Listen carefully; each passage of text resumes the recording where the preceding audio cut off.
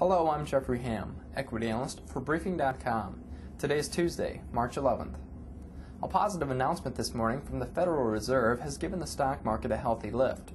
The Fed noted that since the coordinated actions taken in December of 2007, the G10 central banks have continued to work together closely and to consult regularly on liquidity pressures in funding markets.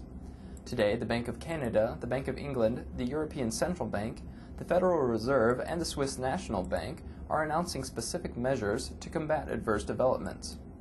Specifically, the Federal Reserve announced today an expansion of its securities lending program.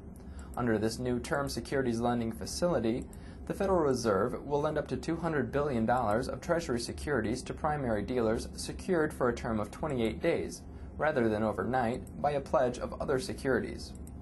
The term securities lending facility is intended to promote liquidity in the financing markets for Treasury and other collateral, and in turn, to help functioning of financial markets. As is the case with the current securities lending program, securities will be made available through an auction process. Auctions will be held on a weekly basis, beginning on March 27th of this year. In addition, the FOMC has authorized increases in its existing swap lines with the European Central Bank and the Swiss National Bank.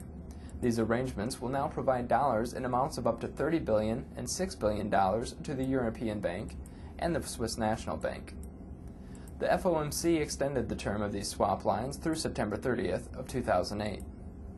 The actions announced today supplement the measures announced by the Federal Reserve on Friday to boost the size of the term auction facility to $100 billion and to undertake a series of term repurchase transactions that will accumulate to $100 billion. I'm Jeffrey Ham for Briefing.com. Thanks for listening.